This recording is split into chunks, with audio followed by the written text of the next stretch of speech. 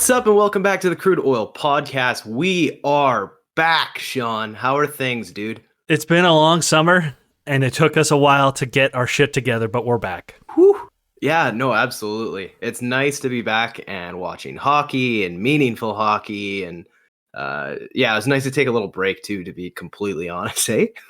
Yeah, definitely recharge my batteries a little bit. And I've been looking forward to this for, easily a month, if not a bit longer than that. But sometimes life gets in the way and it doesn't matter though, because we're back now. Yeah, absolutely. Absolutely. Life, good life things, very good life things. But I digress. We are back. You know who's not back, Sean? The goddamn Edmonton Oilers, man. I mean, there's at least some people who aren't back, that's for sure. There's some serious lack of something going on with this team, and we're going to get into that. Absolutely. I think we got a lot to touch on, but before we dive in to get things going, we're consistently looking at different opportunities this year, maybe some new formats coming out. We'll definitely try and keep the podcast more to a routine number of episodes per week, at least one per week, but definitely trying to drive some more engagement. We want this podcast to be something where we can reiterate what everyone's seen on the internet. So the more and more buy-in we get from everybody online, especially on our YouTube channel and our Twitter page at Crude Oil Podcast, the more the merrier. Dude, Sean, after Saturday night's game, I threw up a tweet, and this gives you a good sense of where the Oilers fans are at right now. I went from a guy telling me to fuck off with like the shit ass like assessment that I had of this game to us liking each other's tweets back and forth in a span of like 5 tweets. That's how fucking like roller coaster we are already. I mean, with the games that have been happening, people are going to be a little, I'm going to say sensitive, because I could be sensitive about it too if somebody pushes the wrong buttons with me. But I think it's warranted. Everybody's a little heated after these 2 games, all for separate reasons, all because of different moments that have just really soured people. But it's important to remember it's 2 games. It's just 2 games.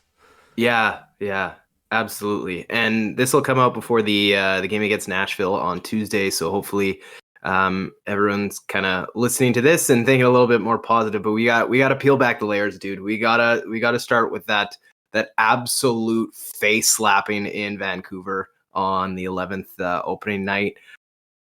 I didn't see that coming for a mile away. I don't think I saw Edmonton getting slapped that hard. What was it, like the worst defeat they've had since I think it was 2016 to the Islanders? Yeah, it was. That's what I heard. But like maybe even that game wasn't as bad as this one, because this one was just disgusting at the amount of effort that was on the ice by, I would say, every single player.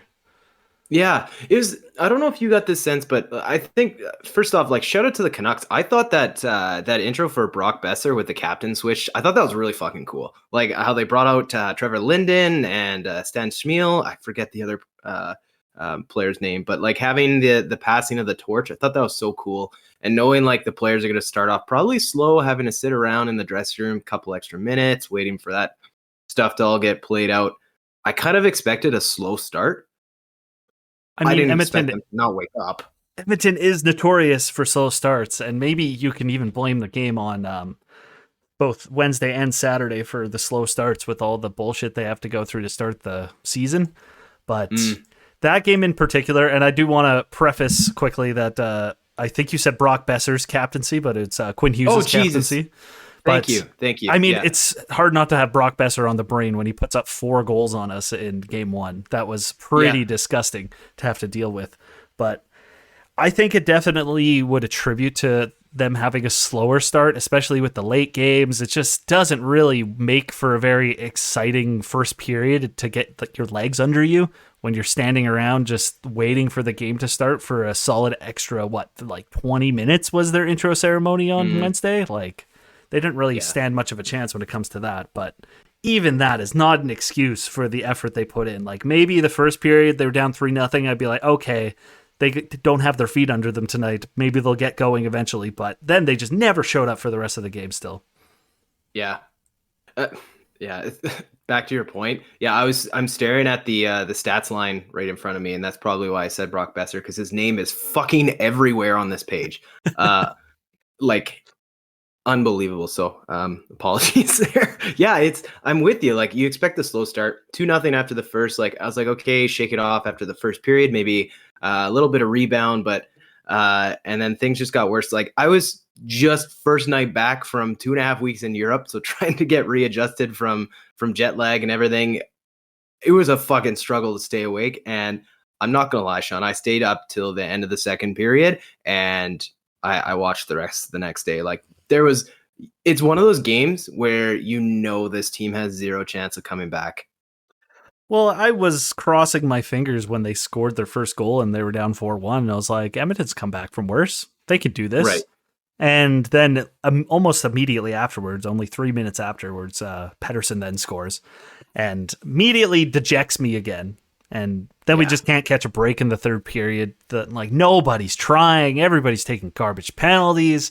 It's just embarrassing. And honestly, if it wasn't the first game of the season keeping me probably adrenaline rushed enough to stay awake, I probably would have turned it off after the second period and been like, fuck this.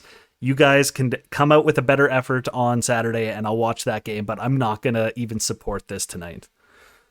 Well, and it's so weird because like you look at the stat line and it's really, really tough. I mean, I'm sure you can get into a lot of advanced stats that'll tell you a different story, but things look pretty even across the board in terms of that. But kudos to Vancouver. They played a really sound game. I think you just have to go back to the way the Edmonton Oilers played. Like shots on goal, very close, face-off percentage, power plays. Like that was the thing. Vancouver executed on everything, and Edmonton couldn't put anything together.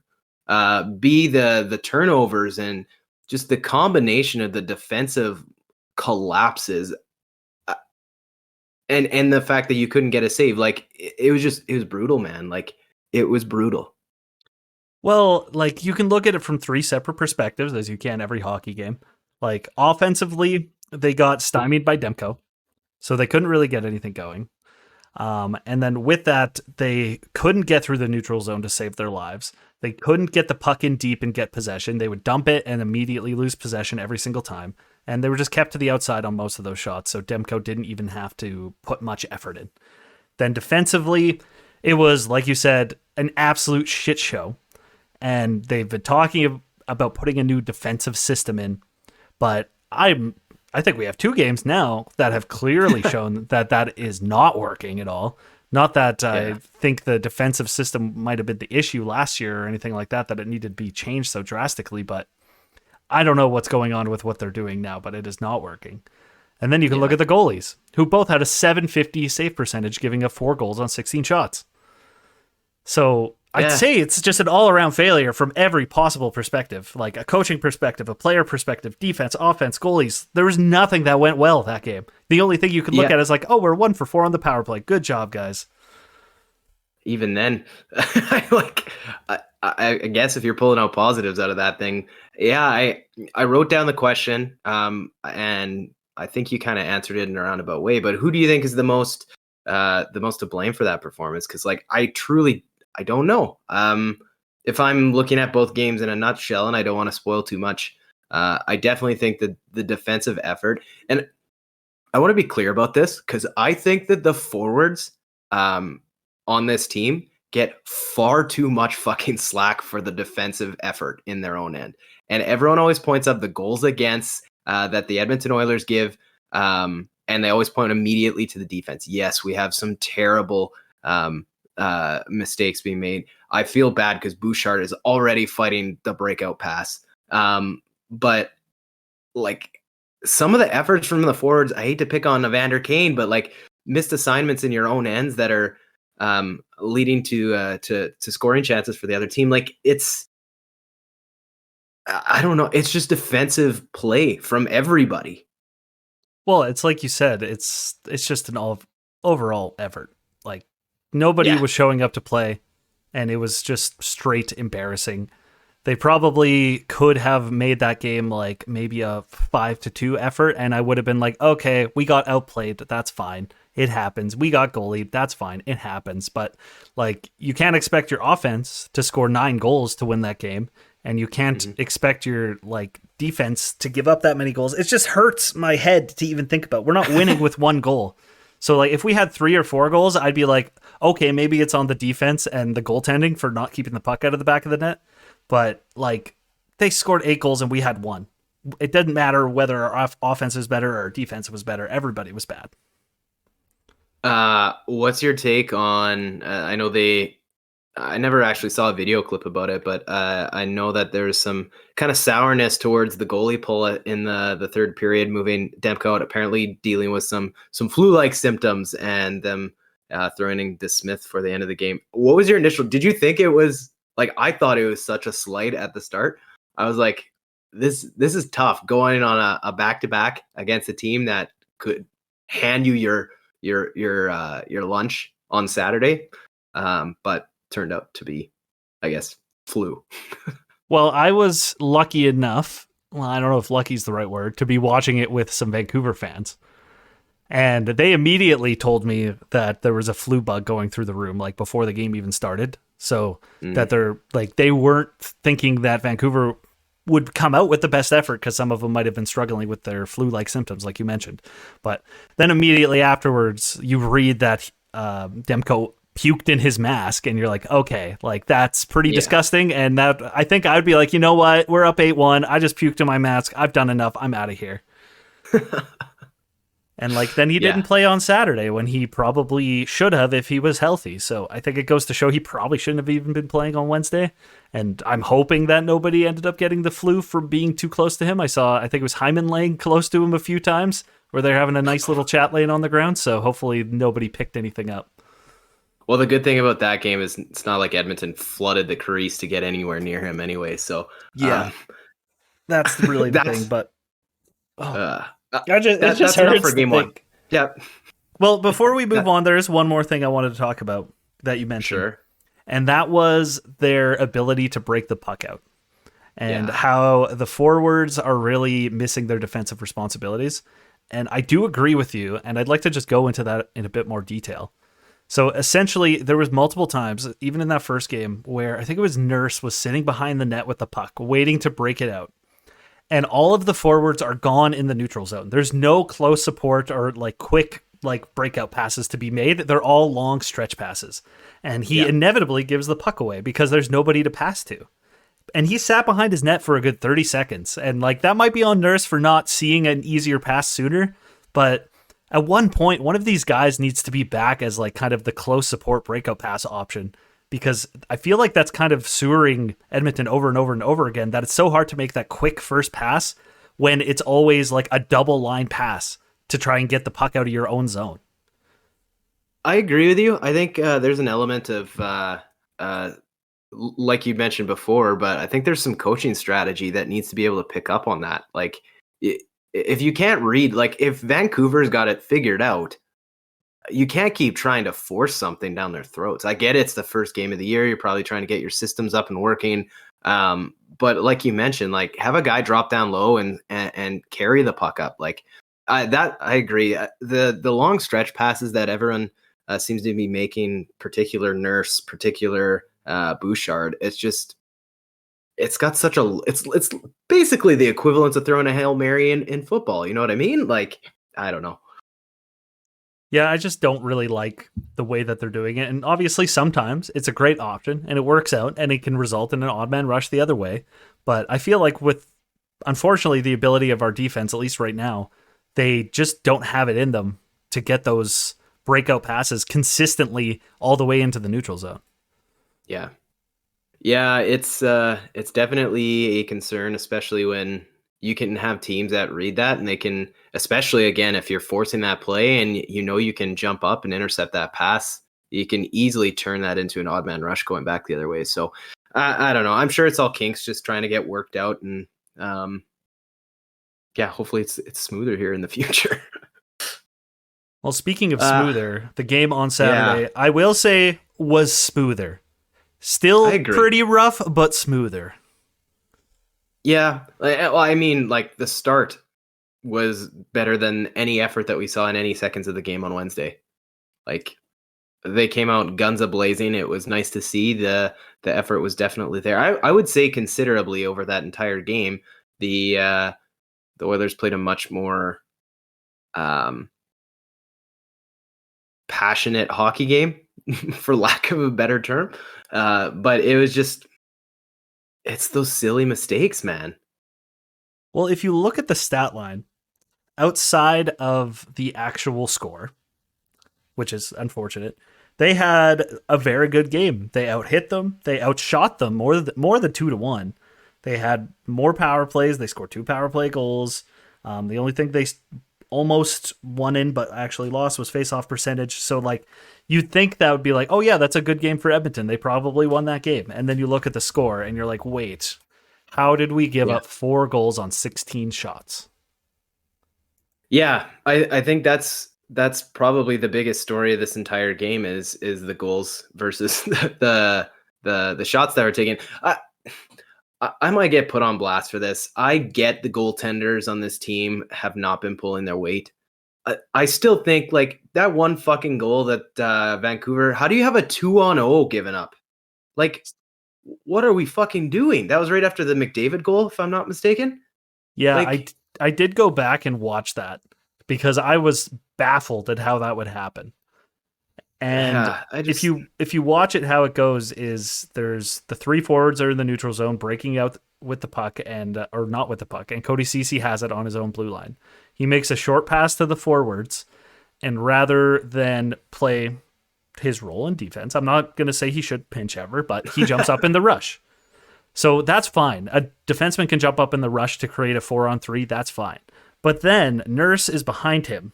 Can see Ceci is clearly in front of him, and also jumps up in the rush, creating a 5-on-3, but now there's suddenly 2 guys behind you. So if you fuck up, you are fucked. And we inevitably saw what happened. Yeah. So it was just a defensive error. Like, unfortunately, they don't seem to have the vision to realize that the other guys are all like 1, 2, 3, 4. There's 4 guys in front of me. I probably shouldn't also pinch. But I don't know. I can sit here and complain about it all day, but, like, at what point do you need the goalies to have one of those 4 goals? I'm not going to say any particular goal.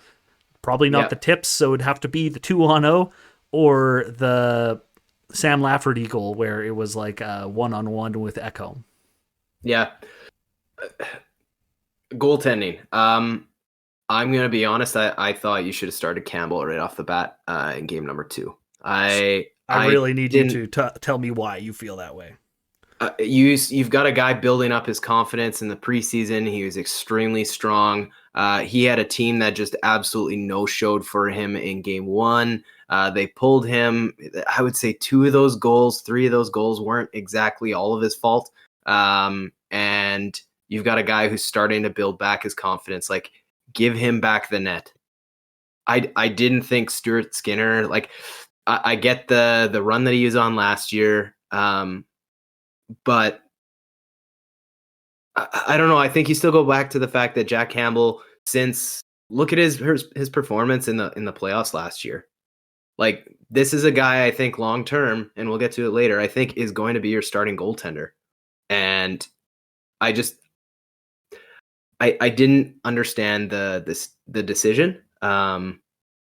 I'm trying to be as logically biased about this because I've never been in a situation where I want both goalies to succeed so much. I have a really hard time picking favorites on this team, but I thought it was a weird decision, especially when you have a team that was a no-show in game 1. You throw out the tape, and then you're still making tweaks. So I don't know.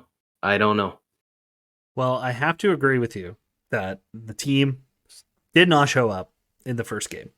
You can look at those goals, and a lot of them were absolute defensive breakdowns or bouncing pucks or just absolute chaos that Campbell or Skinner, for that matter, didn't really have much of a chance on.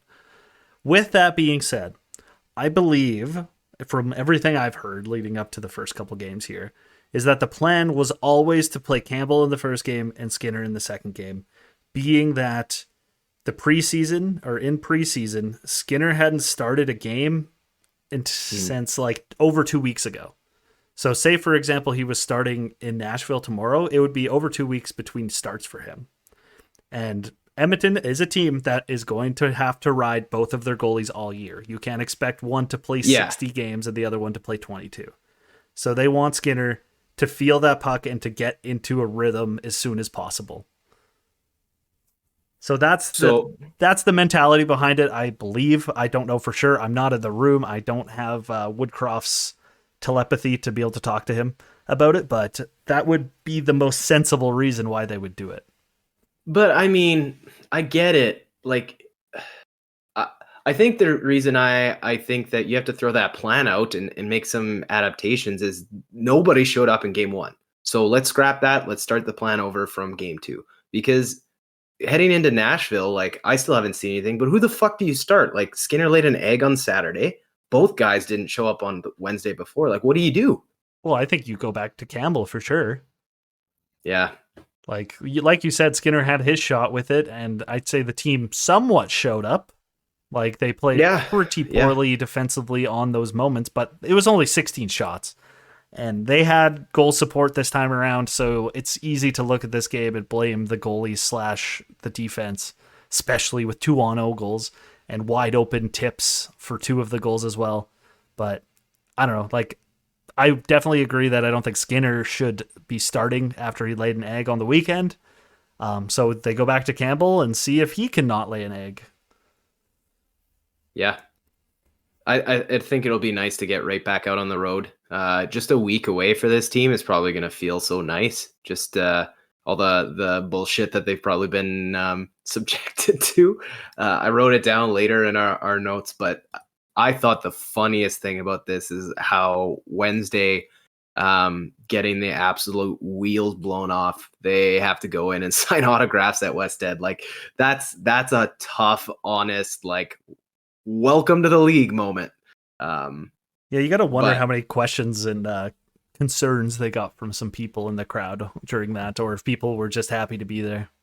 Yeah, I saw an interview them asking Draisaitl, and he was like, no, I was actually kind of shocked. He says, I was expecting it, and I was really nervous for the first 10 minutes. So whether he's blowing smoke up her ass, I don't know. But well, I'm sure half the people there are just happy to have their opportunity to get one of them to sign something for them. So they're not going to be like, Draisaitl, you suck. Yeah, a lot of people don't have the let's say testicle fortitude to pull through with that fucking move. That's a great phrasing of that. I've never heard testicle fortitude before. Yeah. Shout out Mick Foley. Heading into to Nashville, it'll be a nice week away. They've got Philly on Thursday and then back at home to play the Jets on Sunday. I thought it'd be pretty fun here just to go over some predictions. So I know we haven't really planned for this, Sean, and I'm going to throw you right into the fire. I love predictions. I love flying by the seat of my pants and winging it. That's my favorite. Okay, so we're going to do kind of a superlative kind of game here where I'm going to throw you the prediction, and you tell me who's the first person that comes to mind, or the first player that you think of here. So when we talk about who is going to be the biggest good surprise of this hockey team this year, who do you think it's going to be? Well, after the first 2 games, I'm going to say Warren Foegele.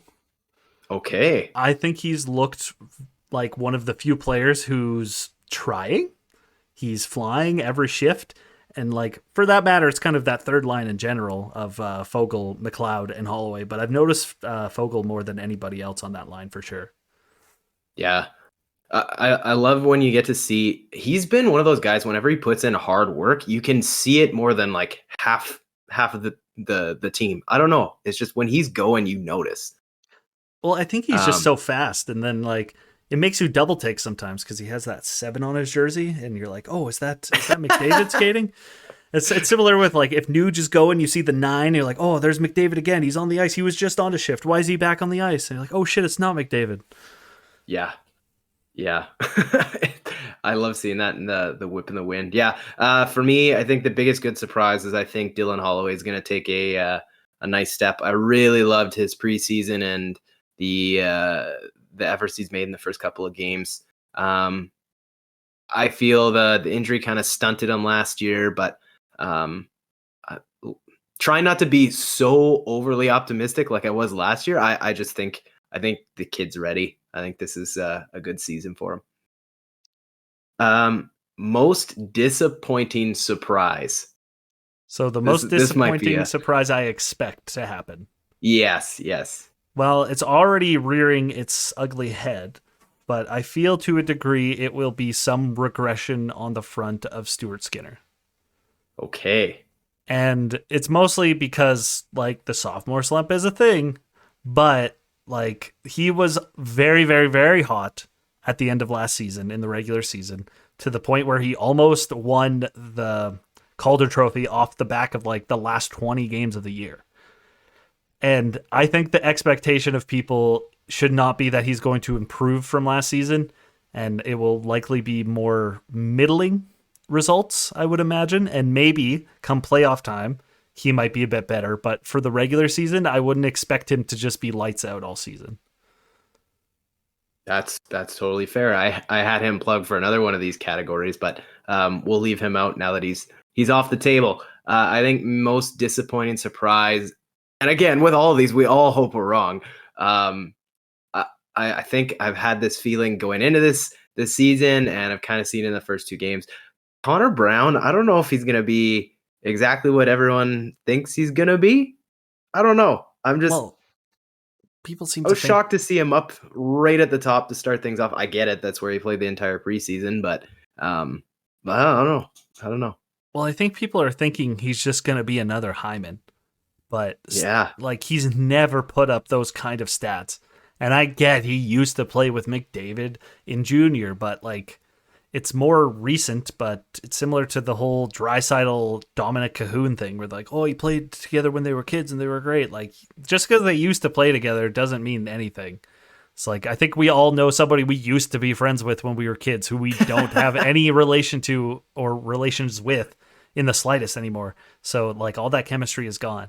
It might take some time, but I think Brown playing a little lower in the lineup to get going, especially because he didn't really play last year, will be very, very helpful for him. And it's funny we're talking about this because they did announce what their practice lines were this morning, and they had Fogle bumping up to the second line, McDavid and Draisaitl together on the first line, and Brown going down to the third line with Holloway and McLeod. Yeah, full thing just in a blender there. The 3 out of 4 lines there. Yeah, pretty much. Like the fourth line stays the same, which is good because I think we have a very flexible top 9, which is kind of what I've been talking about all season or like all preseason. But unfortunately, we haven't been recording anything, so I wasn't able to tell anybody these thoughts and feelings. But we have an extremely flexible top 9 where we have like 4 or 5 guys who can play center, and pretty much all of the guys can play on any of the wings without too many issues. Yeah, absolutely. There's going to be a lot of blendering, so to speak, throughout the entire year. I feel it. Okay, we just did most disappointing. The most expected turnaround from the prior year. So this is kind of a weird one because I feel like everybody had such a good year last year. Like who even had a bad year? I guess you could maybe look at defensemen. I think most like expected turnaround would be, I'm going to say Desharnais, based off of getting another year of experience and having to go through a little bit of adversity in the playoffs where he made some huge mistakes. And I expect him to be a solid third pairing defenseman like all season. Like I'm really hoping that he can make his mark, but it might be a little bit hard to get into the lineup when Broberg and Kulak are both on that third pair now, unless we're playing 11-7. Yeah, absolutely. I had most expected turnaround from prior year. Oh no, never mind. That was the next one. I actually have Darnell Nurse here, and for a couple different reasons. This is such a tough take after the first 2 games, but I think with the full year that we'll have with Ekholm, especially if we get to see some ice time, because I'm sure we're not going to see Nurse and Bouchard together the entire year. But getting kind of that split between the entire lineup, I would really like to see Darnell Nurse kind of find that game again. He was kind of the scapegoat last year. I think a lot always boils down just to his fucking contract. Like, it's just the nature of it. But I think a stabilized year for him would be the best thing you could imagine. A season where you don't hear his name in every single headline, because last year just felt like it was always negative. Hey, I'm down to hear it in every single headline as long as it's the positive headlines. That would definitely be nice, but I can definitely see that. Yeah. You've mentioned before, like, the quieter a defenseman gets, like, usually the better they're playing. Well, like, outside of the blatant mistakes that Nurse has made in the first couple games, like the one giveaway in game 1 where he tried to wrap it around the boards and just pass it right to a Vancouver player. I still have that burned into my skull. And then obviously there's the 2-on-0 situation. Like, those are the things I remember. Yeah. Unfortunately, like the really good plays that he's making, like when he is consistently making those breakout passes, they're not etched in my brain. And I'm sure they're far more numerous than the mistakes he's making. But unfortunately, these mistakes are ending up in the back of our net. And then it's a lot harder to get over them when they show up on the score sheet like that. Yeah, totally. Hoping this is the start of some good vibes heading his way. Okay, most likely to return to earth from the prior season. So basically the inverse, someone who had an amazing year last year that's going to kind of settle in. It's going to be Nuge. I have to say it. Yeah. Yeah, I know you were probably going to say that too. But I have Nuge at like 75 points, and that's like should be considered a good season. So I don't want anybody to see this as like a slight on Nuge. 75 points for him is a great season. If your second line center is getting 75 points, you should be ecstatic.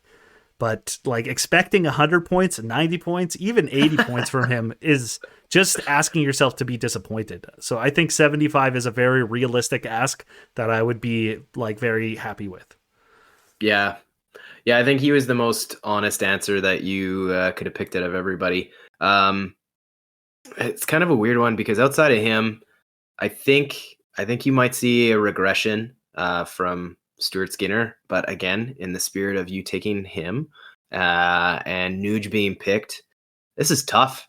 I think the only thing that kind of comes to mind, and I feel bad, it's probably Derek Ryan, unless he continues to shock the shit out of this fan base with his steady play, and it just felt like every time you least expected, he's putting Genos in the back of the net. So I'll take, in the spirit of this game, I'll take Derek Ryan. Well, it's not a bad thing. He had a very good season last year, but I was thinking you might lean toward maybe Hyman because he had a really good year last year too.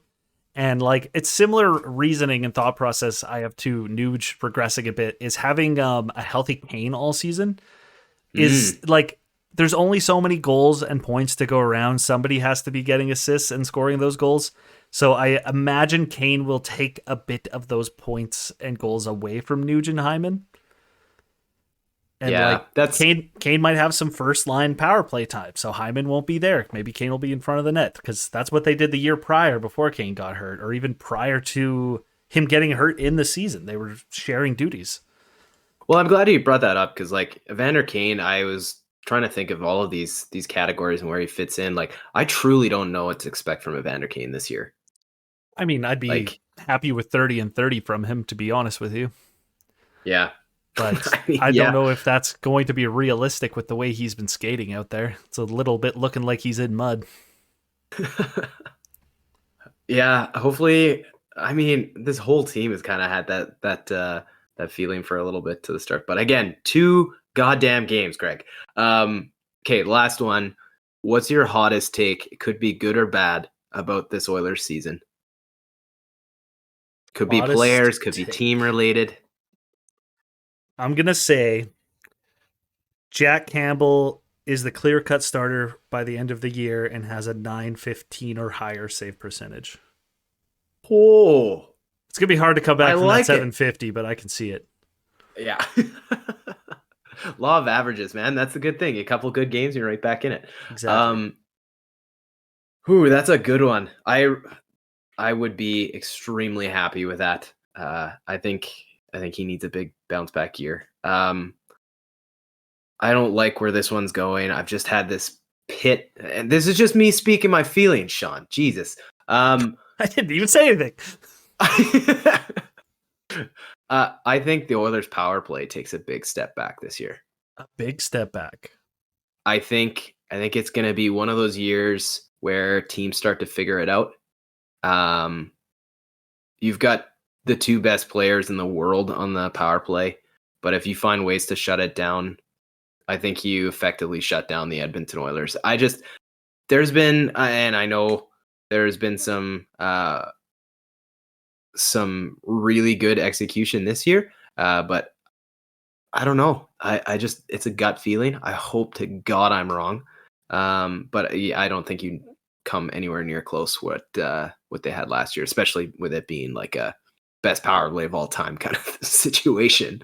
Well, I think it would be unrealistic to think that it's going to be as efficient as it was last year. Yeah. I'm just curious now about your thought process on this. I would say sub 25%. Sub 25. Okay, that's okay. Yeah, that's a hot take. Because I was thinking like sub 30. I was like, that seems hot enough. But sub 25 is something. Like, do you think that Bouchard isn't going to fit in very well? Well, I don't know. I kept watching the games in the first two, and I'm like, they're not. I think Bouchard's amazing when he unloads. Like, I saw him today working on at the end of practice, working with McDavid on one-timers and stuff. But like, clearly there's so many different opportunities, especially like at the end of the game on Saturday night, where I was like, dude, fire the fucking puck. And I don't know if he just like couldn't find a lane, or if they are just truly trying to get him to quarterback a play down low. But I found Bouchard, the guy to be shooting the puck, to be the most effective version of him.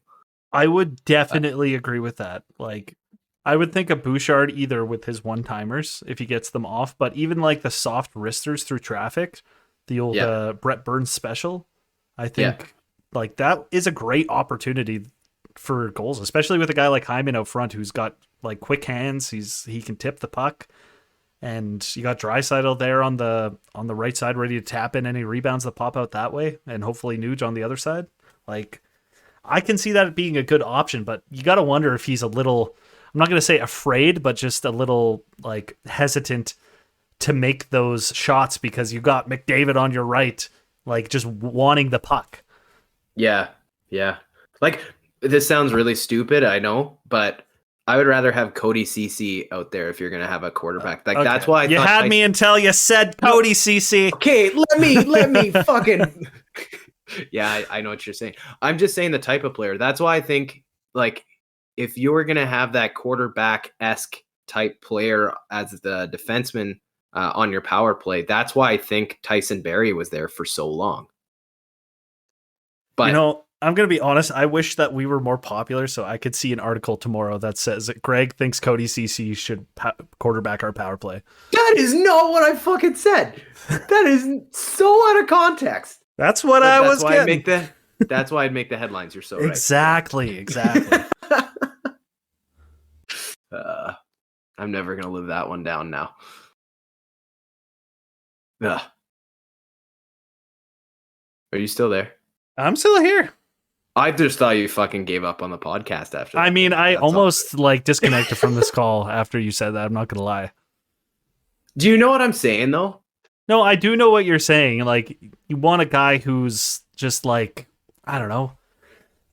Oh, I know what you mean, but I can't put it into words. Yeah, if your whole point of having a defenseman on the thing is to get the puck down low to McDavid and Draisaitl to make something happen, I don't think you're gonna have.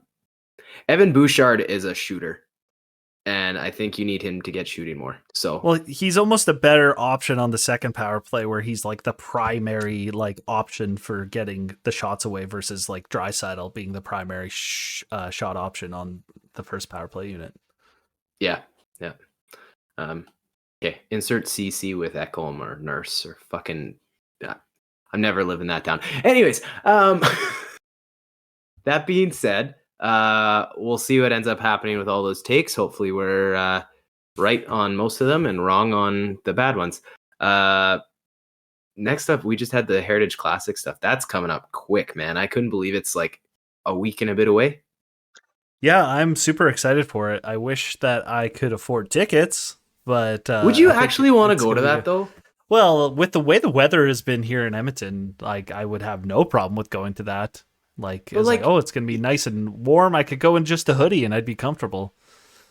I mean, other than going to Nickelback, would you really? I'm just kidding. Like the allure to go sit in a coliseum and see hockey from that, and this could be just like another terrible take, just straight L's for Greg on the first podcast back. But like, that's a shit ton of money to go watch hockey through binoculars. Listen, like that's part of the reason why I'm talking about not being able to afford it. It's mostly because I don't want to afford it. Like Yeah. going and sitting in the nosebleeds to watch that, like it's a cool experience, and like assuming it's sold out, it would be really fun with everybody around you. But Mm-hmm. I don't know. There's like maybe there's a reason why the Elks are closing the Upper Bowl for next season. It's like it's not really fun to watch a game up there, like from a mile away when you could be down and be able to watch it. But then when you're in the lower bowl, the angle's awful, so it's hard to see the ice. Yeah, like anytime if you're especially along the sidewall, like you'll never see a puck up against the boards, know where it is. But No, like I that's don't know. one of the nicest things about the way that Rogers is set up now is that it's so steep that you can see the puck from any angle, really. Yeah, yeah. Anyways, thoughts on the jerseys because I know we haven't had a chance to talk about it, but I don't hate the Oilers jersey outside of the positioning of the C on McDavid's jersey. It looks absolutely Ooh. ridiculous. yeah, And they it need to looks lower like, that. yeah, it's interesting. Yeah, I don't know if like back in the your day only take? that's like my big take because it's like it's Heritage Classic jerseys. They're supposed to look old and a little like unique. So that's fine, but that C needs to come down because it just looks so ridiculous that high up on the jersey. I get it. I think the thing that the combo of whatever brown tan bullshit they were trying to do with their pant covers and their helmets, I it's just throw up, dude. I'm sorry. It's gross. It's I thought that the whole thing was like pretty like, oh really? Like this is the best we could do. I get what they're trying to go for. But actually this weekend I went to an event and I got to see one up close and they're not so bad. Like they're not horrific. But then it's just as soon as you throw that like mustardy brown, I don't know. I think it could have been a lot cooler with different pant covers. I think it could have been too, but like I don't know. I'm not a designer. I don't know if I could make anything that looks even relatively good. It might look like absolute dog shit, but at the same time, I think at least the Oilers tried to make theirs look throwbacky versus the Flames. That's just the C. That's just Calgary Flames around it. I think it's not very imaginative, and I'd be a little disappointed as a Flames fan to be like, "This is our throwback jersey." Like, where's the horse head? Give me the flaming horse head. What do they call him? Oh my god, why can't I call him Flaming Horsehead. Flaming Horsehead? They have an actual name for it. I can't fucking remember off the top of my head. People are screaming at their headphones right now. Yeah. The Flames played it safe. That's exactly what they did. Yeah, going around the league, a couple topics that came up. Last night, the Ducks wore their 30-year jersey. Did you get a chance to see that? I did see it. It looked pretty sick. Whew, I'm that down is for that. That's dripping wet sexy right there. I love that thing. I don't know why I'm sure there's some rights with Disney that they can't get back to that logo and kind of color scheme. I'm sure, but that's their go-to. It's gotta be. Yeah, I think it's pretty good. I'm happy that they're wearing that, and they'll probably keep wearing it, I imagine. I just don't understand why teams don't do fun jerseys like that more often, because like people love that shit. They eat that shit up. I'd buy those jerseys if I was an Anaheim fan. Yeah, like I don't know. I'm sure they could make millions and millions of more dollars doing it. Did you get a chance to see Rasmus Dahlin's hip check? One of the cleanest fucking hip checks I have seen in years and years. It looked fantastic. giving me shades of Cronwall on that kind of hit. And I am one of those people who rarely will sit and watch like a random ass hockey game on a Wednesday, Thursday. But I was killing time, just chilling on the couch, and I was like, whatever. I'd rather watch hockey than fucking the news, I guess. And so I was watching it, and I saw it live, and I was just like, oh, this is why people watch this all the fucking time. Like, that was so old school. I loved it. It was great. And then I don't know if you saw last night in that same Anaheim game, Radko Gudas also threw a fantastic hip check. Yes. Absolutely destroyed somebody. Yes. That the hips are back this year, baby. I mean, yeah, we're throwing it back. The hip checks are back. Like, it's old time hockey. And like, yes. I think I was all over sports highlights the next morning, but there was also like a real 90s fight in the AHL. I'm not sure if you saw that clip at all, but it was just two guys swinging for the fences at each other for 30 straight seconds. Good God. Yeah, I'll find it and send it to you after we're done here. Okay, we'll have to check that out. Some news that kind of broke this afternoon right before we recorded. Kirby Dach, that's a big loss for the Canadians. Sounds like a torn ACL and MCL. Yikes, as a guy who's had knee issues before, like that's a brutal injury for him. So after the year he had last year too, that's really disappointing. Yeah, tough. Did you see anything, just curious, did you see the Taylor Hall interview about Connor Bedard, and they're talking about his like first week and whatever in the NHL? I think I saw something along the lines of him saying, I don't know why he's doing so many interviews. Yeah. I thought it was a really eloquent way of saying like, you guys need to back off and like let this kid like adapt. Granted, like when Taylor Hall came in, he was probably not talking to TNT like mid shift or in between the benches during warm up and stuff. Maybe like a little bit, but not to the same extent that Connor Bedard has been thrown into this. And then, I mean, he does the Canadian tour already, getting thrown up here. So it's a tough first start, but this kid is legit, man. I mean, he's looked legit in his first two games of the preseason. He looked fantastic. Like, I think he's easily going to be a point per game player this year. It's just a matter of time. I think he had 16 shots in his first 3 games. Like, yeah, he could really do it all, but yeah, he really needs to get some of that weight off his shoulders. Getting like put in Chicago was pretty rough in terms of the media attention he's going to get, because they are a little obsessed with hockey there ever since Taves and Kane decided to go there. So yeah, they need to back off a little, let him play. But at least he's got a guy like Hall who's been through the media ringer a few times that can help him out. Yeah, isn't there? Yeah, I guess so. I was going to say, I was nearly going to compare him to Nick Foligno because didn't he go there? But different circumstances. I just meant more of like the veteran presence. But yeah, I think Chicago is going to have a lot of future good years coming up. But just speaking of Bedard, just on my last note, did you see the clip with Draisaitl bugging him? It must have been one of those camps or one of those biosteel camps or whatever it was with the shooting drill or the accuracy that they had. I don't think I did see that. Okay, that'll be a clip I send to you. This is super fun for everybody listening. Hey, but I'll send you a clip and you send me a clip, and then nobody else will get to watch it. It'll be great. Yeah. See if you guys buy in and you start sending us shit. No. Yeah, we can watch it beforehand, and then everybody can be involved. Exactly. Actually, I bet you I could insert this right fucking here. Dude, hurry up. There's other people that want to go too. Hey? Oh, my bad. Hey, did you do the stick handling one yet? Yeah. What'd you get? Don't worry about it. I think it's not what you get. 64? 64? Yeah. I got 108. Dude. Yeah, you did? Yeah, I did. But he said I was middle of the pack. Well, it was a different one then. No. Yeah, it was. But I think that basically does it for the podcast, man. I don't have anything other than just the games upcoming with Nashville tomorrow, Philly Thursday, and Winnipeg on Sunday. We'll try and get a podcast probably out early next week, hey? Yeah, I think that's probably going to be the goal as usual, is early in the week. And yeah, we'll keep you guys posted on when those get released.